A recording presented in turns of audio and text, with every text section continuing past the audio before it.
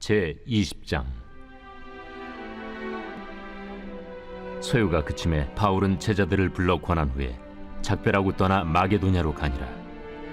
그 지방으로 다녀가며 여러 말로 제자들에게 권하고 헬라에 이르러 거기 석 달 동안 있다가 배 타고 수리아로 가고자 할 그때 유대인들이 자기를 해하려고 공모하므로 마게도냐를 거쳐 돌아가기로 작정하니 아시아까지 함께 가는 자는 베레아 사람 브로의 아들 소바도와 데살로니가 사람 아리스다구와 세군도와 더베 사람 가이오와 및 디모데와 아시아 사람 두기구와 드로비모라. 그들은 먼저 가서 드로아에서 우리를 기다리더라. 우리는 무교절 후에 빌립보에서 배로 떠나 닷새 만에 드로아에 있는 그들에게 가서 이레를 머무니라.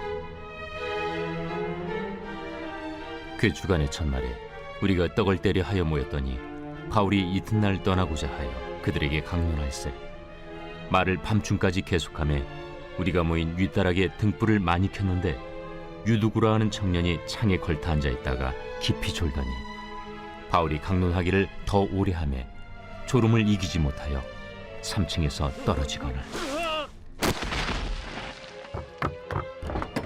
일으켜 보니 죽었는지라. 바울이 내려가서 그 위에 엎드려 그 몸을 안고 말하되 떠들지 말라. 생명이 그에게 있다. 하고 올라가 떡을 떼어 먹고 오랫동안 곧 날이 새기까지 이야기하고 떠나니라. 사람들이 살아난 청년을 데리고 가서 적지 않게 위로를 받았더라. 우리는 앞서 배를 타고 아소에서 바울을 태우려고 그리로 가니 이는 바울이 걸어서 가고자 하여 그렇게 정하여 준 것이라.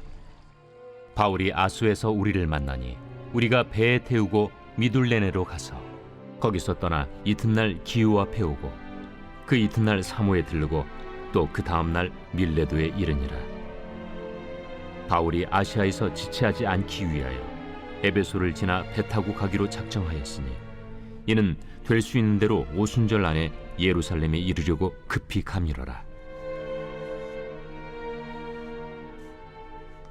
바울이 밀레도에서 사람을 에베소로 보내어 교회 장로들을 청하니 오매 그들에게 말하되 아시아에 들어온 첫날부터 지금까지 내가 항상 여러분 가운데서 어떻게 행하였는지를 여러분도 아는 바니 곧 모든 겸손과 눈물이며 유대인의 관계로 말미암아 당한 시험을 참고 주를 섬긴 것과 유익한 것은 무엇이든지 공중 앞에서나 각 집에서나 거리낌이 없이 여러분에게 전하여 가르치고 유대인과 헬라인들에게 하나님께 대한 회개와 우리 주 예수 그리스도께 대한 믿음을 증언한 것이라. 보라, 이제 나는 성령에 매여 예루살렘으로 가는데 거기서 무슨 일을 당할는지 알지 못하노라. 오직 성령이 각성에서 내게 증언하여 결박과 환난이 나를 기다린다 하시나 내가 달려갈 길과 주 예수께 받은 사명 곧 하나님의 은혜의 복음을 증언하는 일을 마치려 하면은 나의 생명조차 조금도 귀한 것으로 여기지 아니하노라. 보라, 내가 여러분 중에 왕래하며 하나님의 나라를 전파하였으나 이제는 여러분이 다 내 얼굴을 다시 보지 못할 줄 아노라. 그러므로 오늘 여러분에게 증언하거니와 모든 사람의 피에 대하여 내가 깨끗하니 이는 내가 꺼리지 않고 하나님의 뜻을 다 여러분에게 전하였습니다. 여러분은 자기를 위하여 또는 온 양떼를 위하여 삼가라. 성령이 그들 가운데 여러분을 감독자로 삼고 하나님이 자기 피로 사신 교회를 보살피게 하셨느니라. 내가 떠난 후에 사나운 이리가 여러분에게 들어와서 그 양떼를 아끼지 아니하며 또한 여러분 중에서도 제자들을 끌어 자기를 따르게 하려고 어그러진 말을 하는 사람들이 일어날 줄을 내가 아노라. 그러므로 여러분이 일깨어 내가 3년이나 밤낮 쉬지 않고 눈물로 각 사람을 훈계하던 것을 기억하라. 지금 내가 여러분을 주와 및 그 은혜 말씀에 부탁하노니 그 말씀이 여러분을 능히 든든히 세우사 거룩하게 하심을 입은 모든 자 가운데 기업이 있게 하시리라. 내가 아무의 은이나 금이나 의복을 탐하지 아니하였고 여러분이 아는 바와 같이 이 손으로 나와 내 동행들이 쓰는 것을 충당하여 범사에 여러분에게 모본을 보여준 바와 같이 수고하여 약한 사람들을 돕고 또 주 예수께서 친히 말씀하신 바 주는 것이 받는 것보다 복이 있다 하심을 기억하여야 할지니라. 이 말을 하며 무릎을 꿇고 그 모든 사람들과 함께 기도하니 다 크게 울며 바울의 목을 안고 입을 맞추고 다시 그 얼굴을 보지 못하리라 한 말로 말미암아 더욱 근심하고 배에까지 그를 전송하니라. 제 21장. 우리가 그들을 작별하고 배를 타고 바로 고스로 가서 이튿날 로도에 이르러 거기서부터 바다라로 가서 베니게로 건너가는 배를 만나서 타고 가다가 그브로를 바라보고 이를 왼편에 두고 수리아로 항해하여 두로에서 상륙하니 거기서 배의 짐을 풀려 함이러라. 제자들을 찾아 거기서 이레를 머물더니 그 제자들이 성령의 감동으로 바울더러 예루살렘에 들어가지 말라 하더라. 이 여러 날을 지낸 후 우리가 떠나갈새 그들이 다 그 처자와 함께 성문 밖까지 전송하거늘 우리가 바닷가에서 무릎을 꿇어 기도하고 서로 작별한 후 우리는 배에 오르고 그들은 집으로 돌아가니라. 두로를 떠나 항해를 다 마치고 돌레마이에 이르러 형제들에게 안부를 묻고 그들과 함께 하루를 있다가 이튿날 떠나 가이사라에 이르러 7 집사 중 하나인 전도자 빌립의 집에 들어가서 머무르니라. 그에게 딸 넷이 있으니 처녀로 예언하는 자라. 여러 날 머물러 있더니 아가보라 하는 한 선지자가 유대로부터 내려와 우리에게 와서 바울의 띠를 가져다가 자기 수족을 잡아매고 말하기를 성령이 말씀하시되 예루살렘에서 유대인들이 이같이 이 띠 임자를 결박하여 이방인의 손에 넘겨주리라. 우리가 그 말을 듣고 그곳 사람들과 더불어 바울에게 예루살렘으로 올라가지 말라 권하니 바울이 대답하되 여러분이 어찌하여 울어 내 마음을 상하게 하느냐. 나는 주 예수의 이름을 위하여 결박당할 뿐 아니라 예루살렘에서 죽을 것도 각오하였노라. 그가 권함을 받지 아니하므로 우리가 주의 뜻대로 이루어지이다 하고 그쳤노라. 이 여러 날 후에 여장을 꾸려 예루살렘으로 올라갈새 가이사라의 몇 제자가 함께 가며 한 오랜 제자 그브로 사람 나손을 데리고 가니 이는 우리가 그의 집에 머물려 함이라. 예루살렘에 이르니 형제들이 우리를 기꺼이 영접하거늘 그 이튿날 바울이 우리와 함께 야고보에게로 들어가니 장로들도 다 있더라. 바울이 문안하고 하나님이 자기의 사역으로 말미암아 이방 가운데서 하신 일을 낱낱이 말하니 그들이 듣고 하나님께 영광을 돌리고 바울더러 이르되 형제여, 그대도 보는 바에 유대인 중에 믿는 자 수만 명이 있으니 다 율법의 열성을 가진 자라. 네가 이방에 있는 모든 유대인을 가르치되 모세를 배반하고 아들들에게 할례를 행하지 말고 또 관습을 지키지 말라 한다함을 그들이 들었도다. 그러면 어찌할꼬? 그들이 필연 그대가 온 곳을 들으리니 우리가 말하는 이대로 하라. 서원한 네 사람이 우리에게 있으니 그들을 데리고 함께 결례를 행하고 그들을 위하여 비용을 내어 머리를 깎게 하라. 그러면 모든 사람이 그대에 대하여 들은 것이 사실이 아니고 그대도 율법을 지켜 행하는 줄로 알 것이라. 주를 믿는 이방인에게는 우리가 우상의 제물과 피와 목매어 죽인 것과 음행을 피할 것을 결의하고 편지하였느니라. 바울이 이 사람들을 데리고 이튿날 그들과 함께 결례를 행하고 성전에 들어가서 각 사람을 위하여 제사 드릴 때까지의 결례 기간이 만기된 것을 신고하니라. 그 이래가 거의 참에 아시아로부터 온 유대인들이 성전에서 바울을 보고 모든 무리를 충동하여 그를 붙들고 외치되 이스라엘 사람들아 도우라. 이 사람은 각처에서 우리 백성과 율법과 이곳을 비방하여 모든 사람을 가르치는 그 자인데 또 헬라인을 데리고 성전에 들어가서 이 거룩한 곳을 더럽혔다. 이는 그들이 전에 에베소 사람 드로비무가 바울과 함께 시내에 있음을 보고 바울이 그를 성전에 데리고 들어간 줄로 생각함이로라. 온 성이 소동하여 백성이 달려와 모여 바울을 잡아 성전 밖으로 끌고 나가니 문들이 곧 닫히더라. 그들이 그를 죽이려 할 때에 온 예루살렘이 요란하다는 소문이 군대의 천부장에게 들리매 그가 급히 군인들과 백부장들을 거느리고 달려 내려가니 그들이 천부장과 군인들을 보고 바울 치기를 그치는지라. 이에 천부장이 가까이 가서 바울을 잡아 두 쇠사슬로 결박하라 명하고 그가 누구이며 그가 무슨 일을 하였느냐 물으니 무리 가운데서 어떤 이는 이런 말로 어떤 이는 저런 말로 소리치거늘 천부장이 소동으로 말미암아 진상을 알 수 없어 그를 영내로 데려가라 명하니라. 바울이 층대에 이를 때에 무리의 폭행으로 말미암아 군사들에게 들려가니 이는 백성의 무리가 그를 없이하고자 외치며 따라가미러라.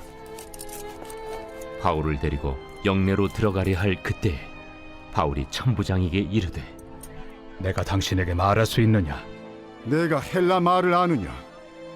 그러면 내가 이전에 소요를 일으켜 자객 4,000명을 거느리고 광야로 가던 애굽인이 아니냐? 나는 유대인이다. 소비 아닌 길리기아 다소시의 시민이니 청컨대 백성에게 말하기를 허락하라. 천부장이 허락하거늘 바울이 층대 위에 서서 백성에게 손짓하여 매우 조용히 한 후에 히브리 말로 말하니라.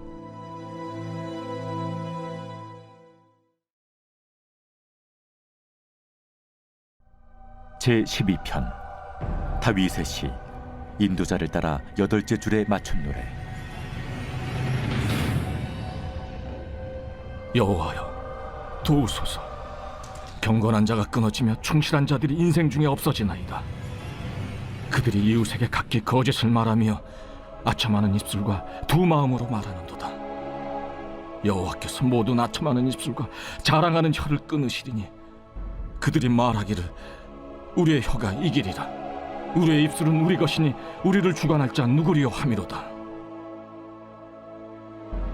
여호와의 말씀에 가련한 자들의 눌림과 궁핍한 자들의 탄식으로 말미암아 내가 이제 일어나 그를 그가 원하는 안전한 지대에 두리라 하시도다. 여호와의 말씀은 순결하며 흑도가니에 7번 단련한 은 같도다. 여호와여 그들을 지키사 이 세대로부터 영원까지 보존하시리이다. 비열함이 인생 중에 높임을 받는 때 악인들이 곳곳에서 날뛰는도다.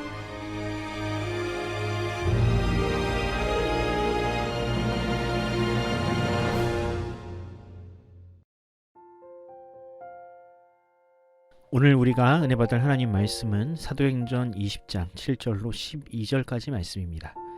그 주간의 첫날에 우리가 떡을 떼려 하여 모였더니 바울이 이튿날 떠나고자 하여 그들에게 강론할세 말을 밤중까지 계속하매 우리가 모인 윗다락에 등불을 많이 켰는데 유두고라 하는 청년이 창에 걸터 앉아 있다가 깊이 졸더니 바울이 강론하기를 더 오래 하매 졸음을 이기지 못하여 3층에서 떨어지거늘 일으켜보니 죽었는지라. 바울이 내려가서 그 위에 엎드려 그 몸을 안고 말하되 떠들지 말라 생명이 그에게 있다 하고 올라가 떡을 떼어 먹고 오랫동안 곧 날이 새기까지 이야기하고 떠나니라. 사람들이 살아난 청년을 데리고 가서 적지 않게 위로를 받았더라. 아멘. 오늘은 고단한 이에게 주시는 부활의 능력이라는 제목으로 하나님 말씀 전하겠습니다. 여러분은 혹시 사경회라는 말을 들어보셨거나 혹은 참석해 보신 적이 있으신가요? 사경, 살펴볼 사에 경전경, 즉 성경을 살피는 것을 목적으로 하는 이 모임은 19세기부터 20세기 초까지 한국교회의 부흥과 발전을 이끈 성경 공부 모임입니다. 이 사경회를 최초로 조직했던 사람은 언더우드 선교사라고 합니다. 그러다 나중에는 훈련을 받은 평신도들을 통해 이 모임이 이루어졌고 이것이 구역예배라는 형태로 발전하게 되었다고 하더군요. 대신에 사경회는 1년 중 어떤 특별한 기간을 정해서 목회자가 주도하는 형태로 바뀌었습니다. 저 역시 어렸을 적에 부모님의 손을 잡고 이 사경회에 참석했던 기억이 있습니다. 하지만 차츰 이 사경회가 한국교회에서 자취를 감추기 시작했습니다. 왜냐하면 사회가 너무 급하게 변하고 사람들이 바빠졌기 때문입니다.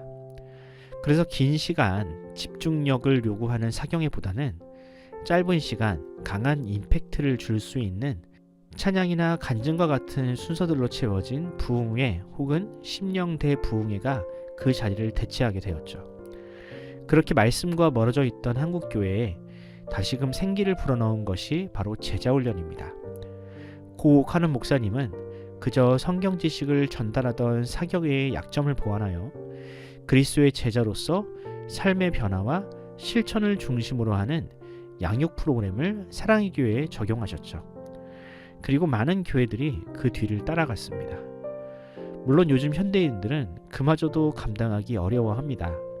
쇼츠에 길들여지고 학창시절 암기 위주로 공부를 하다 보니 긴 시간 설교를 듣거나 말씀을 연구하는 일에 익숙하지 않습니다. 그래서 저는 가끔씩 과거 사경회에 참석해서 설교를 듣던 시절이 그리워질 때가 있습니다. 성경이라는 바다에 풍덩 빠져서 말씀이 주는 은혜와 감격에 젖어 있던 그 시간이 그립기만 합니다. 오늘 우리가 묵상한 본문을 보면 우리에게 너무나 익숙한 유두고라는 사람을 중심으로 한 기적이 기록되어 있습니다. 많은 사람들이 그가 죽었다가 살아난 사실에만 집중하지만 오늘 본문에는 그보다 더 큰 기적과 교훈이 담겨 있습니다. 과연 그날 저녁 드로아에서는 무슨 일이 있었을까요? 바울은 세 번째 전도 여행을 다니면서 그동안 자신이 개척한 교회와 성도들을 만났습니다. 당시 성도들은 굳이 이야기를 하지 않아도 그 순간이 바울과의 마지막 만남이 될 것이라는 사실을 직감적으로 느끼고 있었죠. 드로아에 있던 성도들도 마찬가지였습니다. 바울은 예루살렘으로 건너가기 전 드로아에서 총 7일을 머물렀는데 이때 바울은 저녁마다 사람들을 모아 하나님의 말씀을 전했습니다. 7절을 보면 사건이 있던 그날 역시 바울의 설교를 듣고자 많은 사람들이 모였다고 합니다. 7절을 읽어드리겠습니다. 그 주간의 첫날에 우리가 떡을 떼려 하여 모였더니 바울이 이튿날 떠나고자 하여 그들에게 강론할세 말을 밤중까지 계속하매. 여기 보면 그 주간의 첫날이라는 말이 나오죠. 유대인들에게 일주일의 마지막은 안식일인 토요일이니 한 주의 첫날은 당연히 일요일이었겠지요. 바울은 예수께서 부활하셨던 바로 그날 일요일을 예배일로 정하여 성찬과 애찬을 나누고 하나님의 말씀을 강론했습니다. 그리고 이것이 초대교회가 드리는 예배의 루틴이 되었죠. 그런데 여러분, 과연 이 예배가 오전에 드려졌을까요? 오후에 드려졌을까요? 당연히 오후 혹은 밤 늦게 시작되었을 겁니다. 왜냐하면 당시에는 휴일의 개념이 없기 때문에 사람들은 낮에는 일을 해야 했습니다. 그래서 당시 성도들은 저녁이나 밤 늦게 잘 시간을 쪼개어 예배를 드려야 했습니다. 그때도 마찬가지였겠지요. 이제 바울 사도가 떠나면 다시는 그의 설교를 들을 수 없습니다. 그러니 사람들은 늦은 밤 잠을 줄여서라도 바울이 전하는 설교를 들으려 했던 겁니다. 바울도 사람들의 그런 중심을 잘 알고 있었습니다. 그래서 시간이 가는 줄도 모르고 밤이 새도록 하나님의 말씀을 전했지요. 바울이 드로아에 머무는 마지막 날에는 더 많은 사람들이 몰렸습니다. 누군가는 창가에 걸터 앉아 있어야 할 정도였으니 그 자리에 얼마나 많은 사람들이 모였는지를 짐작할 수 있죠. 그만큼 드로아 사람들은 바울을 사랑했고 무엇보다 말씀을 사랑했습니다. 하지만 그런 무리한 일정은 반드시 사고를 불러옵니다.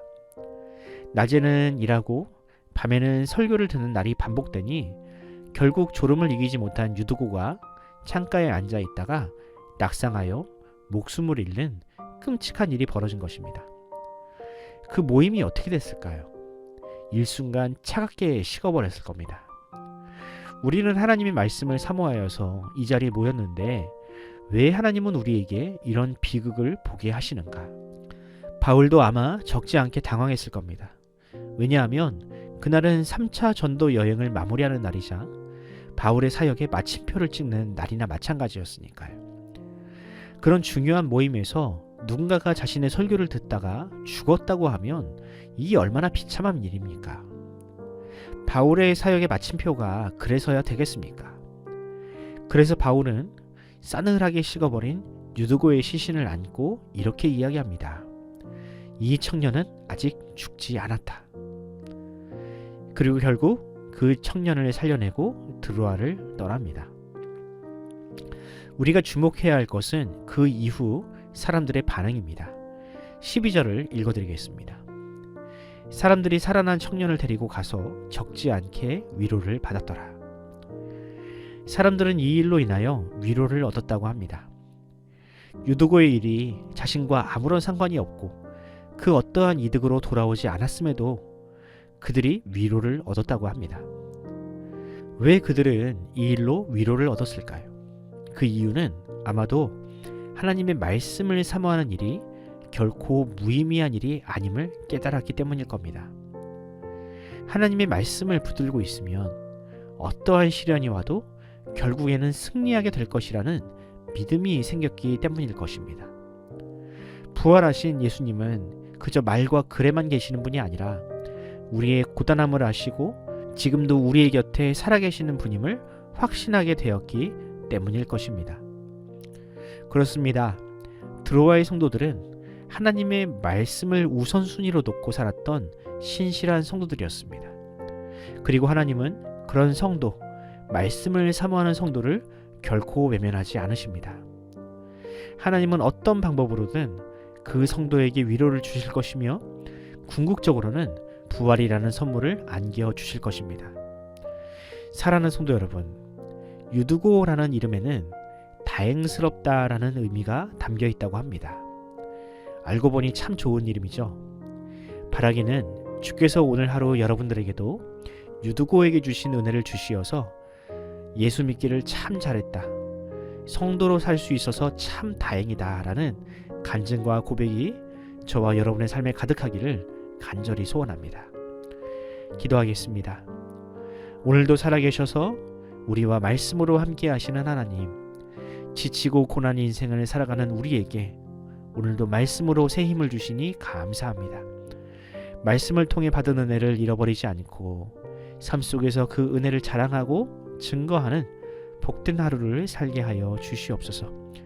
무엇보다 말씀을 삶의 중심에 두고 그 말씀에 순종하는 신실한 삶을 포기하지 않게 하시고 삶의 모든 영역에서 하나님의 은혜와 부활의 능력을 발현하는 복된 성도의 길을 걷게 하여 주시옵소서. 때로는 유두와 같이 지쳐 쓰러질 때도 있겠지만 예배를 통해 새 힘을 얻게 하시고 동역자들로 인하여 용기를 얻어 세상 끝날까지 지치지 않는 신앙의 길을 걷게 하여 주시옵소서. 나의 삶을 통해 영광을 받으실 주님을 찬양하오며 우리의 구원자 되시는 예수 그리스도의 이름으로 기도드립니다. 아멘. 사랑하는 성도 여러분, 이 새벽 기도하실 때 주님께 그렇게 기도합시다. 주님, 말씀을 나침반 삼아 어지러운 이 세상을 헤쳐가게 하옵소서. 고단한 삶 속에서도 그리스도의 부활의 능력을 경험하게 하옵소서라고 기도합시다. 우리 교회를 위해 기도하실 때 담임 목사님과 모든 중직자들, 모든 성도들에게 건강과 지혜를 주시고 생업에 복을 달라고 기도해 주시기 바랍니다. 유두고와 같이 지쳐서 낙심한 이들이 있다면 주께서 그들에게 생명의 기운을 더하여 주시옵시고 삶 속에서 그리스도의 부활의 능력을 경험하게 해달라고 기도해 주시기 바랍니다. 환우들을 위해 기도하실 때 우동락 성도님, 김창욱 집사님, 한용호 집사님, 이춘자 권사님, 차글선 집사님, 이준우 어린이 회복을 위해 기도하면서 오늘 하루를 시작하도록 하겠습니다. 함께 기도합시다.